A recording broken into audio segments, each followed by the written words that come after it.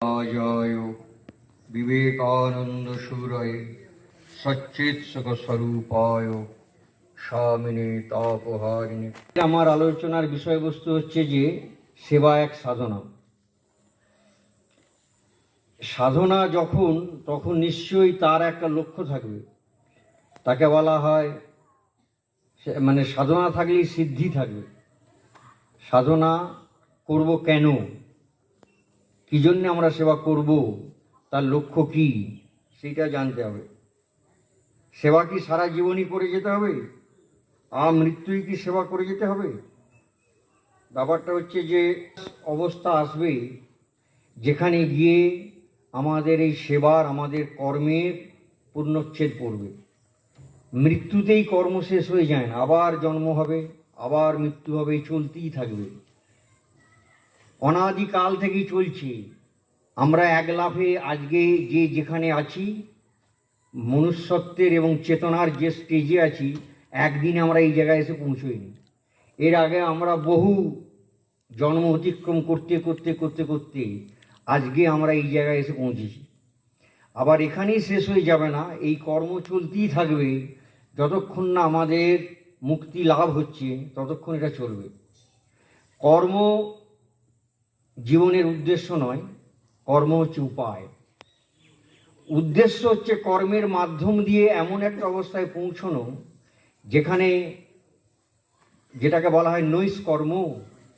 মরে গেলাম মানে কর্ম শেষ হয়ে যাচ্ছে না, কিন্তু তারপরেও এটা চলতেই থাকবে জন্ম জন্ম ধরে। একমাত্র মুক্তি হলেই এটা হবে, শেষ হবে। এই মুক্তির অনেক রকম ভাগ আছে। ক্রমমুক্তি, তারপরে বিভিন্ন রকম আছে। সব থেকে সর্বশ্রেষ্ঠ বলা হয়েছে আমাদের শাস্ত্রে, আমাদের বেদান্তে, সেটা হলো জীবন মুক্তি। জীবন মুক্তি মানে হচ্ছে জীবিত থাকতে থাকতেই মুক্ত হওয়া। এই জন্মেই মুক্তির যে আনন্দ, সেই আনন্দে অবস্থান করা। সুতরাং মানুষের জীবনের সর্বোচ্চ লক্ষ্য হচ্ছে জীবন মুক্তি, সুখপ্রাপ্তি। জীবন মুক্ত হওয়া, বেঁচে থাকতে থাকতেই এই জীবনেই মুক্ত হয়ে যাও। বি মানে হও, মেক মানে অপরকেও তৈরি করো। তুমি নিজে হও, অপরকে তৈরি করো। এইটুকু বলে স্বামীজি ছেড়ে দিয়েছেন বি অ্যান্ড মেক।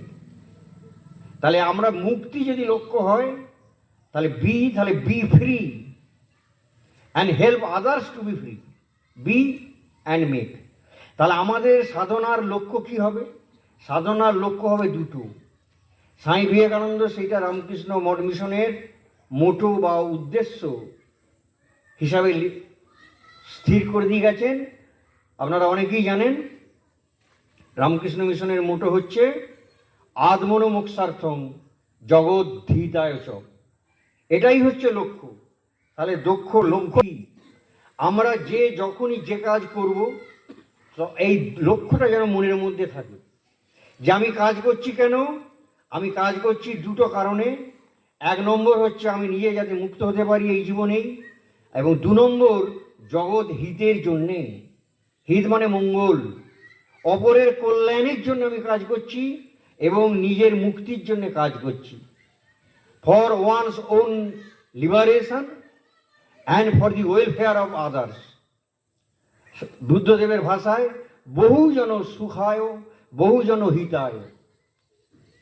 এই জন্যে সুতরাং এই সেবা করবার সময় আমাদের মনে রাখতে হবে যে আমরা সেবা করার সুযোগ পেয়ে ধন্য হচ্ছি, অপরকে ধন্য করছি না।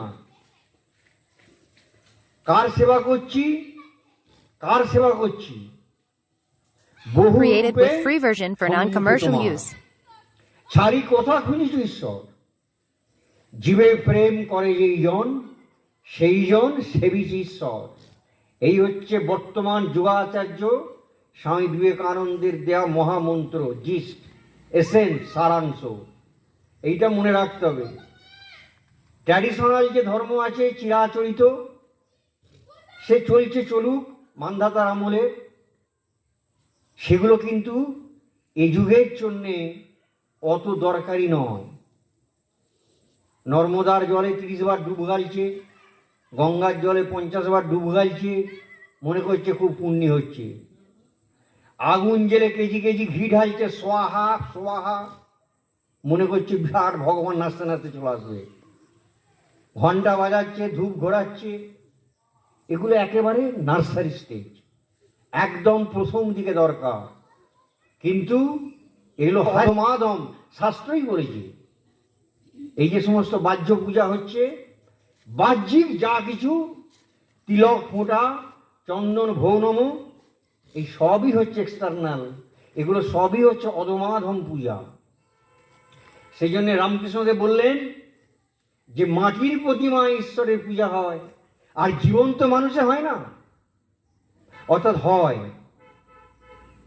সেই জন্যে স্বামীজি বললেন যে don't approach anything except god, ভগবান ছাড়া আর অন্য কোনো দৃষ্টিভঙ্গি আমাদের থাকবে না। অর্থাৎ যা কিছু ব্যক্তি, বস্তু, সিচুয়েশন, ঘটনা, পরিস্থিতির আমরা সম্মুখীন হব, আমি কার সম্মুখীন হচ্ছি সবসময় খেয়াল করব যে আমি ভগবানের সম্মুখীন হচ্ছি। একটা ফোন এসে গেলে অসময়ে বিরক্তি এসেই যায় স্বাভাবিকভাবে, কিন্তু সেই মুহূর্তে যদি আমি মনকে স্মরণ করাই বিবেকানন্দের ওই উক্তি যে সব কিছুকে তুমি অ্যাপ্রোচ করবে as if you are facing God. ফোনটা এসেছে কার? ভগবান আমায় ফোন করেছেন, আমি ভগবানের সঙ্গে কথা বলছি। আমার সাহায্য নিতে এসেছে কে? ভগবান এসেছেন, আমি ভগবানকে সাহায্য করছি। ওই যে লোকটা যাকে আমার পছন্দ হয় না, সেও কিন্তু ভগবান। যাকে দেখলে আমার মেজাজটা তিরকি হয়ে যায়, বিরক্ত হয়ে যায়, সেও কিন্তু ভগবান। বহু রূপে সম্মুখে তোমার। আর আমরা খুঁজতে চলে যাচ্ছি কেদারনাথ, বদ্রীনাথ, গঙ্গোত্রী, যমুনোত্রী, সব টাইম পাস, হলো ভ্রমণ, যে যায় যা। কিন্তু তীর্থ ভ্রমণ দুঃখ গমন, মন চালায় আকাশি, পাবি ঘরে বসি, হবিরে নিরঞ্জন। তা সুতরাং ওইগুলো হচ্ছে প্রথম প্রথম দরকার। হেতা হতা ঘুরলাম, বেড়ালাম, তীর্থে গেলাম, ওসব হুজুগ, ওগুলো সব হচ্ছে একদম প্রাথমিক ব্যাপার। ওইগুলো অরিজিনাল ধর্ম নয়। অরিজিনাল ধর্ম হচ্ছে to realise God within and without. Ramakrishnadev বলছেন চোখ বুঝলে তিনি আছেন, আর চোখ চাইলে কি তিনি নাই? চোখ বুঝে তাকে দেখব, তাকে অনুভব করব, আর চোখ চেয়েও তাকে দেখব, তার সেবা করব। চোখ বুঝে মানে ধ্যান, চোখ চেয়ে মানে সেবা। এই যে জীবে প্রেম, প্রেমের প্রকাশ কিভাবে হবে? মুখে ওই আই লাভ ইউ বললে হবে না, কাজে দেখাতে হবে। সস্তা সেবায়, আমি যে ভালোবাসি তার প্রমাণ হচ্ছে সেবা করব। সেবা বললেও স্বামীজি বলছেন যে আমার মনের যে অভিপ্রেত ভাব সেটাকে ঠিক ঠিক প্রকাশ করা যায় না। বোঝাতে পারছি? সেবা বললেও হচ্ছে না, সেবা নয়। স্বামীজি বলছেন পূজা। অর্থাৎ যেহেতু ভগবানই কেবল আছেন বিভিন্ন রূপে, সুতরাং সেই ভগবানের সেবা ইজুকাল টু পূজা। প্রথমে হবে ওয়ার্ক অ্যান্ড ওয়ারশিপ, কর্মও চলবে সাইড বাই সাইড, পূজাও চলবে। তারপর হবে ওয়ার্ক অ্যাজ ওয়ারশিপ, কাজটা এমনভাবে করতে হবে যেন আমি পুজো করতে বসেছি। বেলুড় মঠে একজন মহারাজ সাধু হয়েছেন সবে, তার বাবা হচ্ছেন ডিস্ট্রিক্ট ম্যাজিস্ট্রেট, আর ওই মহারাজ হচ্ছেন সেই ডিস্ট্রিক্ট ম্যাজিস্ট্রেটের একমাত্র বেলুড় মঠে যোগ দিয়েছে সাধু হবে। তার বাবা তো ক্ষেপে একেবারে লাল হয়ে গেছে। বেলুড় মঠে গেছে, ছেলে জানে বাবার মেজাজ সাংঘাতিক, ডিস্ট্রিক্ট ম্যাজিস্ট্রেট। বেলুড় মঠে গিয়ে সেক্রেটারি মহারাজকে বলছে যে আমার ছেলেকে কোথায় আটকে রেখেছেন, বার করে দিন। তো উনি বলছেন যে কার কথা বলছেন, জেনে টেনে নিয়ে বলেন দেখুন এখানে আমরা কোনো ছেলেকে তুলেও আনি না আর বেঁধেও রাখি না, দেখছেন কি আমাদের একটু বাধা আছে না? যে যা আসে স্বেচ্ছায় আসে, যে যা থাকে স্বেচ্ছায় থাকে। বলে কোথায় আছে আমার ছেলে? বললো ওই রান্নাঘরের দিকে যান, রান্নাঘরে যান, ওইখানে কিচেনে আছে। গেছে, গিয়ে দেখছে যে তাঁর ছেলে অন্যান্য সাধুদের সঙ্গে বসে বসে কুমড়ো কাটছি, দেখে একেবারে খেপে গেছে, প্রেস্টিজ পাংচার। তুই ফিজিক্সে এমএসসি করে এই বুদ্ধি হলো? হ্যাঁ, তাই ছেলেকে বলছে ডাক ডাক দিয়ে যাই এখানে। ভয়ে ভয়ে এসে বাবাকে প্রণাম করেছেন, ওই মহারাজ বাবাকে প্রণাম করেছেন। বলছি যে হ্যাঁ তুই তো আমার সম্মান নষ্ট করলি, আর তোর তো বুদ্ধিটাও নষ্ট হয়ে গেছে দেখছি। বলছে কেন? তুই ফিজিক্সে এমএসসি করে এইখানে এসেছিস বেলুর মঠে কুমড়ো কাটার জন্য? চল ঘরে চল, তোর যদি কুমড়ো কাটতি এত শখ, আমি তোকে লরি লরি কুমড়ো কিনে দেবো, তুই ঘরে বসে কাটবি। ছেলে তখন বাবাকে আবার প্রণাম করে বলছে, বাবা আমি তো কুমড়ো কাটছিলাম না। কাটছিলিস না মানে? আমি নিজে চোখে দেখেছি, ওই ন্যাড়াগুলোর সঙ্গে বসে বসে কি করছিস? কুমড়ো কাটছিলি আমি দেখেছি। তখন বলছি যে না, আমি তো পূজা করছিলাম। পুজো করছিলি? তুই কুমড়ো কাটছিলি? বলছে হ্যাঁ, মন্দিরে যে মহারাজ শ্রীরামকৃষ্ণদেবের পুজো করছে, আমরাও এখানে এই যে খেয়ে শরীরে গতি লাগবে, আনন্দ করে রাঁধতে হবে। কেন? মনে করতে হবে যে এটা পুজো। এই অন্ন বিভিন্ন মুখে ভগবানই খাবে, স্বামী রূপে, সন্তান রূপে, পুত্র কন্যা রূপে ভগবানই খাবে। আমি তার ভোগ রাঁধছি, তার নৈবেদ্য রাঁধছি। সুতরাং ওয়ার্ক অ্যাজ ওয়ার্শিপ, সাধনা, সেবা এক সাধনা। এটাকে সাধনা হিসেবে নিতে হবে, তপস্যা হিসেবে নিতে হবে। এই চলতে চলতে চলতে এমন একটা স্টেজ আসবে যেখানে গিয়ে এইটা সাধনা ইজ ওয়ার্শিপ হয়ে যাবে। কর্মই পূজা, পূজাই কর্ম, দুটো মিশে একাকার হয়ে যাবে। আর এই পুজোর সংজ্ঞা বিবেকানন্দ কি বলছেন? পুজোর সংজ্ঞা মানে ওই ফুল চন্দন ছোঁড়া নয়, ভোনম নয়। পূজা মানে মারপিট, পূজা মানে যুদ্ধ। গীতাতেও শ্রীকৃষ্ণ সেই কথা বলছে। অর্জুন বললো যে এইসব যুদ্ধ আমি করতে পারবো না, সামনে যাদের সঙ্গে লড়াই করতে তোমার আত্মীয়, এই ভীষ্ম পিতামহ, এর কোলে পিঠে আমি বড় হয়েছি, মানুষ হয়েছি, এনাকে আমি কি করে মারবো? কৃপাচার্য আমাদের ফ্যামিলির গুরুদেব, দ্রোণাচার্য আমার অস্ত্র শিক্ষার গুরু, এদিকে আমি মারতেই পারবো না। আর দুর্যোধনেরা যতবাজি হোক, হাজার হোক, আমাদের ভাই তো। সুতরাং না বাবা, এত রক্ত বওয়া আমি পারবো না, এটা অধর্ম হবে। এর থেকে যেরকম ভিক্ষা করে খাচ্ছিলাম সেরকমই খাবো। আমরা দুঃখে থাকি, সেও ভালো, ওরা ভালো থাক। শুনে তো কৃষ্ণের খুশি হওয়ার কথা, যে কি সুন্দর ভালো ভালো কথা বলছি। কিন্তু কৃষ্ণ তো বুঝতে পেরেছে, দেখছে সামনে একেবারে কৌরবরা একেবারে হই হই গই গই করছে, গাদা গাদা লাখ লাখ। আর এটু দেখছে কাকে নিয়ে লড়বো, একমাত্র ভীম আছে, গলা দিয়ে গোটা কত মাথা ফাটাবে। আর আমি, আর তো বাকি নকুল সহদেবের উপর ভরসা নেই। আর কৃষ্ণও তো মাথা মোটা সব সৈন্য দিয়ে দিয়েছে অলরেডি, দুর্যোধনকেই দিয়ে দিয়েছে, সৈন্য সব দিয়ে দিয়েছে, 18 অক্ষহীনী। হ্যাঁ, আর যদিও আমার রথে আছে, কিন্তু বলেছে অস্ত্র ধরবে না। তাহলে কাকে নিয়ে লড়বো? তখন হাতটা কাঁপছে, কাঁপতে কাঁপতে ঠকাস করে শব্দ হলো। কি হলো? গান্ডীবং সংসতে হস্তা, অর্জুনের যে তীর তার নাম গান্ডীব, পড়ে গেছে। তৎসৈব পরিদর্যতে, কুলকুল করে ঘামছে, টেনশন হলে যা হয়। আজকে অঙ্ক পরীক্ষা, 5 বার বাথরুম ছুটছে, মানে ঘাম হচ্ছে। কৃষ্ণ তো লক্ষ্য করছে যে মুখে বলছে ধর্মের কথা, আসলে ভয় পেয়ে গেছে, যদি হেরে ভূত হয়ে যাবো, হ্যাঁ, তার থেকে বাবা কেটে পড়ি। সেই জন্য কৃষ্ণ প্রথমেই অ্যাটম বোম মেরে দিলেন। আমি তত্ত্বযুপ পদ্ধতি ক্ষুদ্রং হৃদয় দুর্বলং তত্ত্বতিষ্ঠ পরন্তব। প্রথমে অ্যাডজেক্টিভ দিলেন, বেলুনে পাম্প করলেন, পরন্তব, হে শত্রু দমনকারী অর্জুন। হে শত্রু দমনকারী অর্জুন বললেন, পরন্তব, তোমার এই যে হৃদয়ের দুর্বলতা, এটা তোমার সাজে না। ক্রৈবং, ক্লীবতা, তুমি না বেড়া ছেলে না মেয়ে ছেলে, তুমি তো দেখছি এটা ক্লীব, জ্বর, নপুংসক। গালাগাল দিলেন, মানে ওকে তাকিয়ে দিলেন, খেপিয়ে দিলেন। ক্রৈবং মাসমুখ, এই ক্লীবতা তুমি ছেড়ে ফেলে দাও। দেউ স্বামী বিবেকানন্দ বলতেন, get up O lions and set off the delusion that you are sheep. তুমি নিজেকে ভেড়া ভাবছো, মেমা করছো, ভেড়াদের সঙ্গে মিশে মিশে, এই মানুষের সঙ্গে মিশে মিশে তুমি নিজেকে মানুষ ভাবছো, ক্ষুদ্র ভাবছো, অসহায় ভাবছো, দুর্বল ভাবছো। অ্যাকচুয়ালি তুমি তো সিংহ। সেটাই অর্জুনকে কৃষ্ণ বললেন যে উত্তিষ্ঠ, তুমি ওঠো, ক্ষুদ্রং হৃদয় দুর্বলম, হৃদয়ের যে ক্ষুদ্র তোমার শোভা পায় না, ঝেড়ে ফেলে দাও। সেই জন্য স্বামী বিবেকানন্দ পূজার সংজ্ঞা দিলেন। পূজা কাকে বলে বিবেকানন্দের ভাষায়? পূজা তার সংগ্রাম অপা, সদা পরাজয় তাহার না ডরাক তোমার, চূর্ণ হোক স্বার্থ, সাধ, মান, হৃদয় শ্মশান, নাচুক তাহাতে শ্যামা। মা কালী কোথায়? তাকে শ্মশানে। আমাদের হৃদয়টাকে যখন আমরা শ্মশান বানাতে পারবো, এখানেই মায়ের আবির্ভাব হবে, মানে আনন্দের আমরা অধিকারী হব। হৃদয়কে শ্মশান করতে পারছি না কেন? এখানে ভালো ভালো বিল্ডিং বানানো আছে। কি কি বিল্ডিং আছে? স্বার্থ, স্বাদ, মান সম্মান, name and fame, power, mongering, ক্ষমতা চাই, গদি চাই, পদ চাই, চেয়ার চাই। এই সমস্ত পাগলামি দিয়ে আমাদের হৃদয় ভর্তি। ওইগুলোকে বুলডোজার মেরে আগে ভাঙতে হবে, মেরে দিয়ে হৃদয়টাকে শ্মশান করে দিতে হবে। এই সংগ্রাম মানে যুদ্ধ। কার সঙ্গে যুদ্ধ? Within and without. নিজের ভেতরে সঙ্গে আছে তার সঙ্গে লড়াই, বাইরে শত্রু আছে তার সঙ্গে লড়াই। যদিও সবই ভগবান, কিন্তু ব্যবহারকালে সাবধানে ব্যবহার করতে হবে।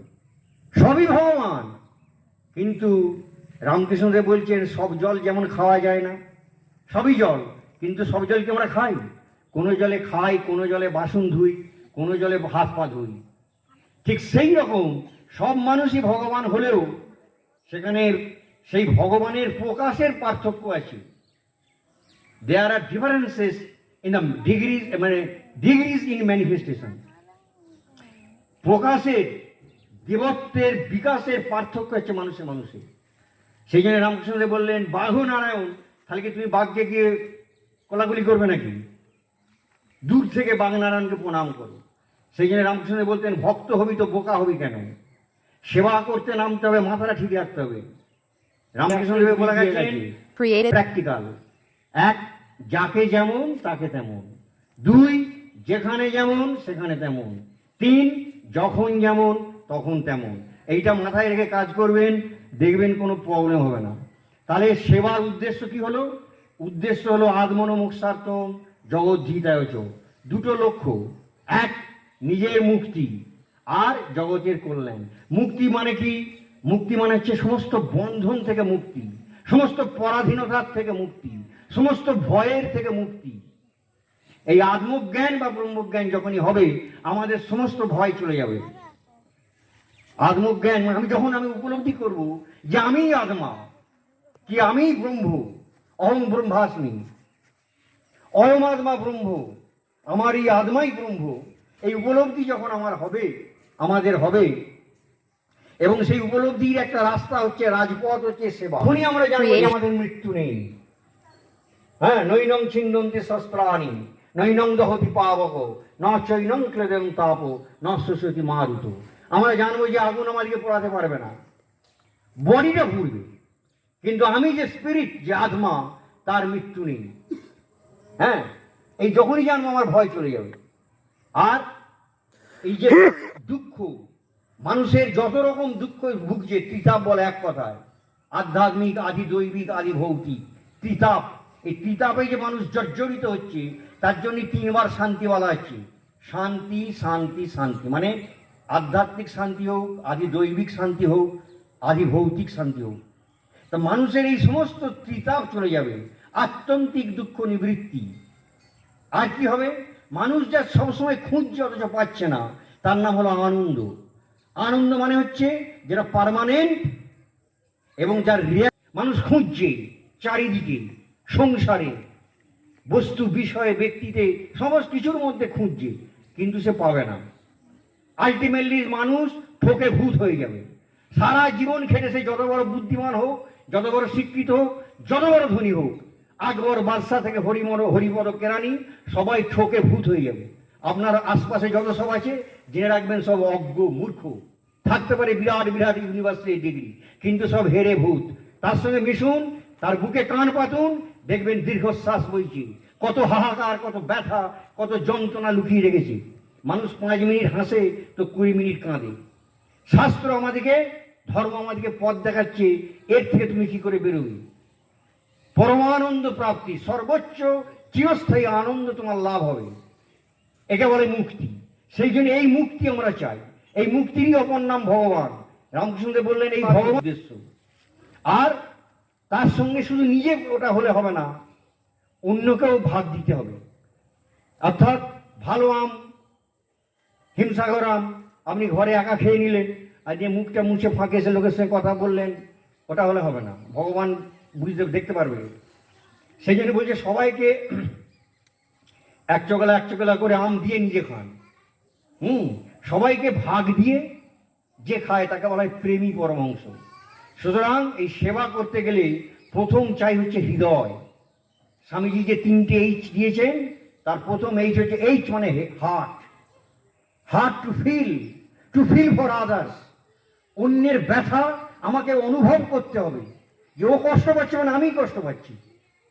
বা যদি ভক্ত হই, ভাববো আমার ভগবান কষ্ট পাচ্ছি, আমার শ্রীরামকৃষ্ণ কষ্ট পাচ্ছি, আমার মা শারদা কষ্ট পাচ্ছি। এটা আমাকে অনুভব করতে হবে, আমি যদি ভক্ত হই। আর আমি যদি জ্ঞান মধ্যে আমিই আছি, সকলেতে আমি, আমাদের সকল। সুতরাং অন্যের সেবা করা, অন্যের সেবা করছি মানে অন্যের নয়, পরোপকার মানে পরের উপকার নয়, আমারই। I am serving my self. আমি সবের মধ্যে আমিই আছি, আমি আমারই সেবা করছি। এটা হচ্ছে জ্ঞানীর দৃষ্টিতে, যোগীর দৃষ্টিতে। আর ভক্তের দৃষ্টিতে সবই আমার ভগবান, আমি তার সেবা করছি। বিবেকানন্দকে রামকৃষ্ণ বললেন যে তুই কি হতে চাস নরেন? বললেন আমি সুখদেবের মতো হতে চাই।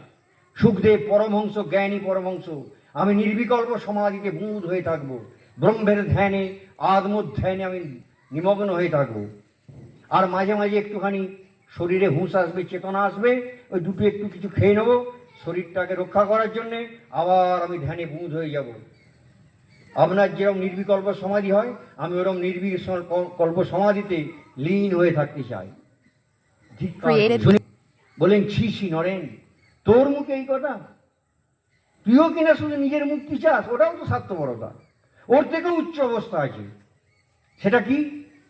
ঠাকুর বলেন আমি চাই তুই একটা বিশাল বটবৃক্ষের মতো হ, তোর ছায় হাজার হাজার তাপিত দুঃখী সংসারী মানুষ এসে আশ্রয় পাবে। তা না করে তুই কিনা শুধু নিজের মুক্তি চাস।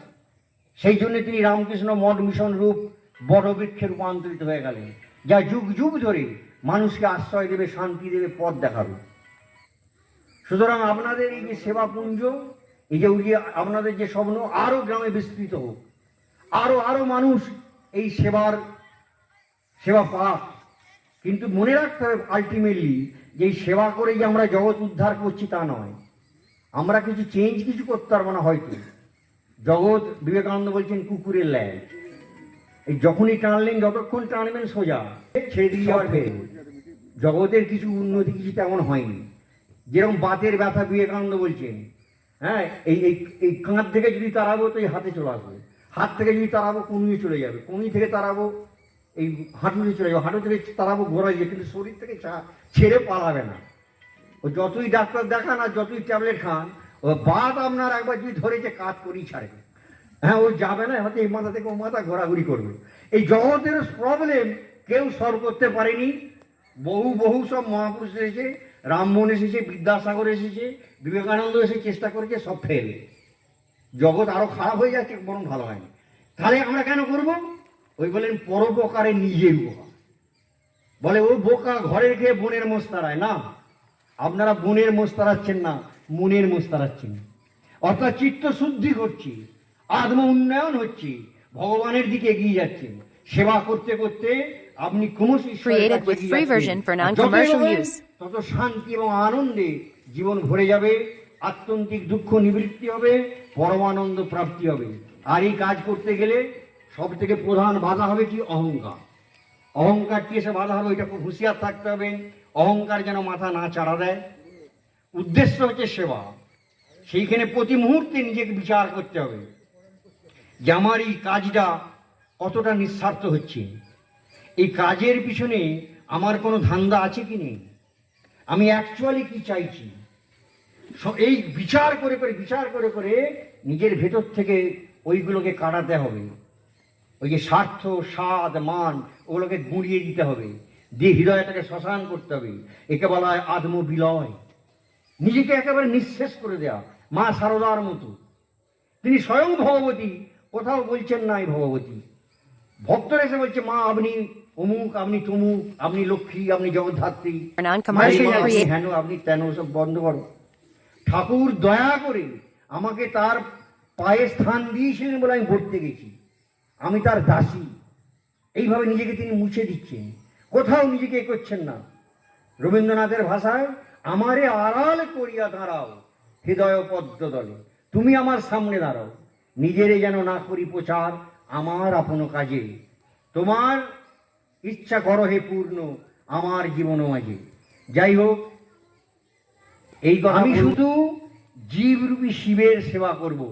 শ্রীরামকৃষ্ণের ভাষায় শিবজ্ঞানে জীব সেবা। আমি শিবের সেবা করছি, করে আমি ধন্য হচ্ছি, ওকে ধন্য করছি না, দয়া করছি না। রামকৃষ্ণ বলছেন কীটাণু কীট তুই, তুই জীবে দয়া করবার কি? দয়া নয় সেবা।